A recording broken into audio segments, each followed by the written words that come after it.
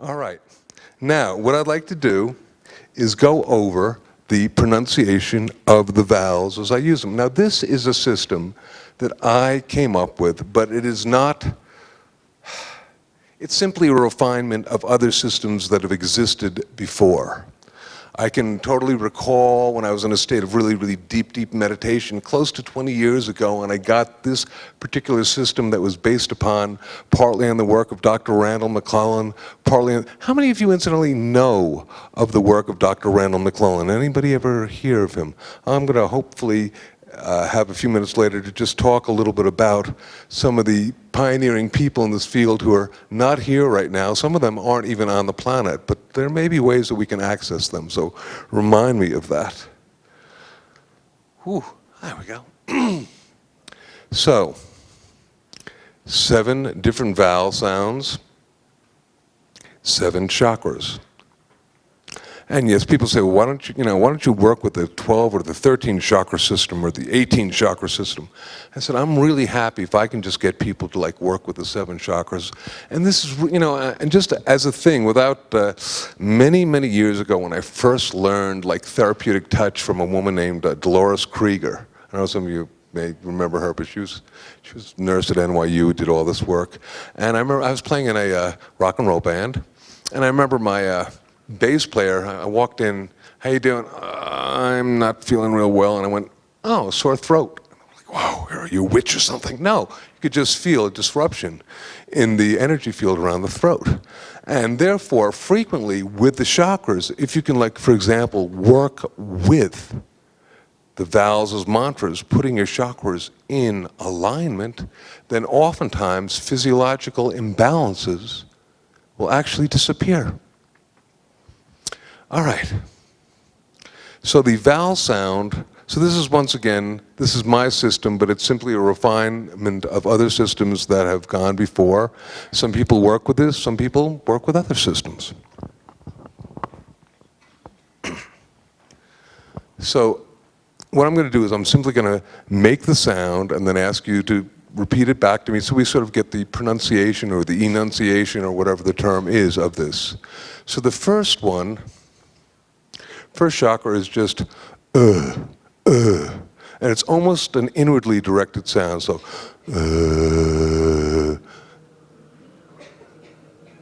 by George, they've got it. Okay, good. Now the next one is, and this is not the exercise, this is just getting the pronunciation, and then I'm gonna, as we do this, don't worry, I'll say it again as we do the exercise. Next one is going to be a higher pitched ooh, ooh. Very good. And the next one's going to be oh.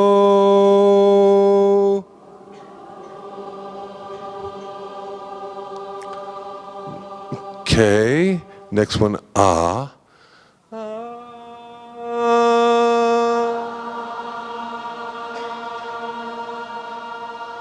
Good. Now the next one reads like I, and it should be I, except sort of, if you can, in your mind, like cross out the last little E, because it's not I, it's I.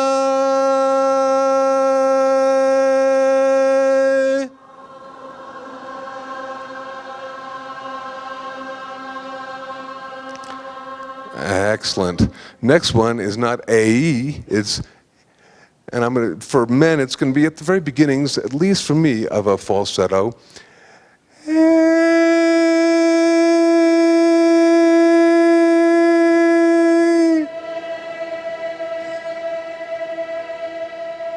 Good. And now, the top one is E. I call this the Minnie Mouse sound because it's the highest sound you can make. Sometimes it's helpful to put a little N in front of it as though you're making the word, saying the word knee, and be like,